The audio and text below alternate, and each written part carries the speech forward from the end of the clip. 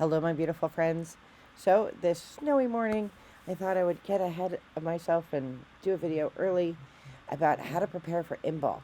And I know a lot of my pagan friends, my rich friends, are like, "What's Imbolc? Like that's like a not like of the eightfold wheel. That's the boring one. It's not the boring one. It's not the boring one." In the eightfold wheel, we've just celebrated Yule. That's such a glorious and beautiful festival. But Imbolc is a quiet festival. Imbolc is more of an internal festival. And so it is the beginning of spring, right? It is the midwinter. It is the beginning of spring because in the Celtic, in ancient Celtic practice, this is when the cows would start filling up with milk and, the sheep would start getting ready to have babies.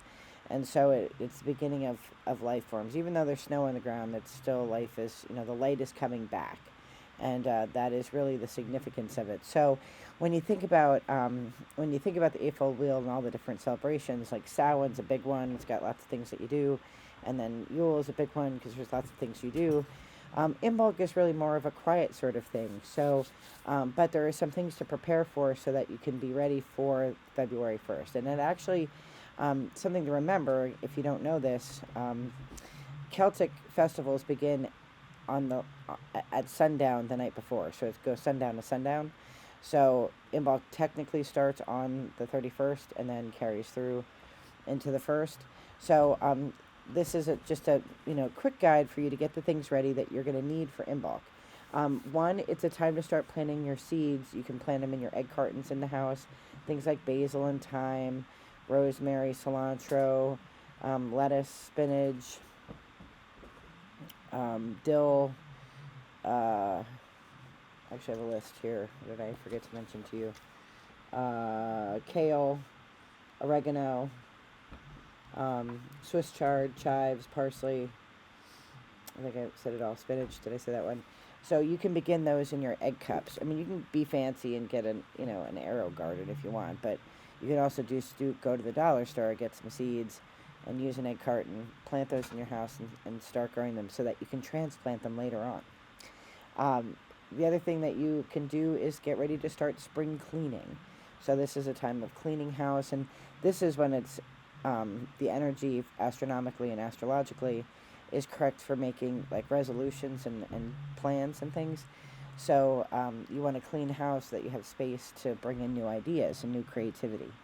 A celebration that you can do on Imbolc is just to take a cup of milk and walk around your property and pour the milk out and say, a thank you to the earth, or a thank you to St. Brigid or the Goddess Brigid, and ask for protection.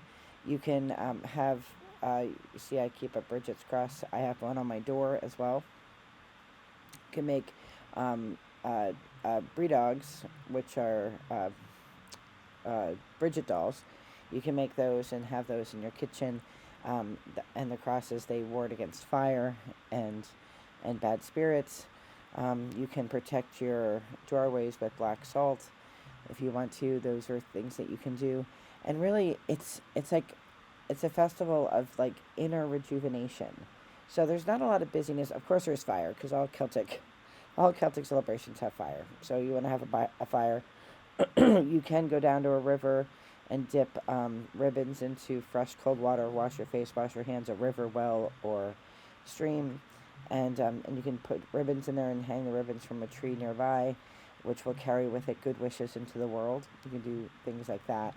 I don't really do that. I do a fire. Usually I do a fire for all the sessions. And then, of course, there's always eating, which I love all the eating. Things like bread and honey. And I will link some things below, some really good resources that talk more about Imbolc, that talk more about some of the there's one that has a lot of really great recipes of things that you can try, but like honey, milk, bread, those are things known for Imbolc. So I hope that as you prepare for Imbolc, you're getting excited for this planting season. I am not a green thumb, but I'm going to try. I'm going to try again this year. I have in my cart in Amazon the arrow garden. My friend has one in Arizona, but I don't know how to work it, and it seems really complicated. There's a lot of parts, and I typically don't like a lot of parts to stuff. So I'm going to do the old-fashioned egg carton method, and we're going to see how it goes. So I am wishing you all the best of light and love. Take care. Bye-bye.